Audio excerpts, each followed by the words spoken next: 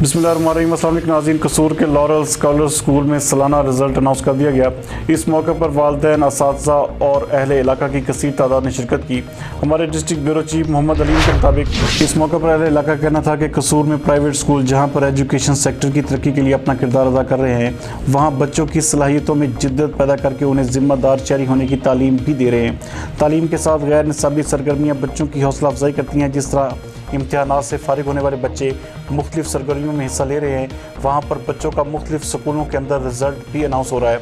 Lauryl scholar school में बच्चों के वालिदैन के साथ साथ सियासी व समाजी हलकों ने भी शिरकत की और बच्चों के इक़दामात और उनकी सरगर्मियों को खूब सराहा, ताकि बच्चों में पढ़ने लिखने के जज्बात भी पैदा हों और यही बच्चे आगे बढ़कर मुल्क व कौम का कीमती सरमाया बने।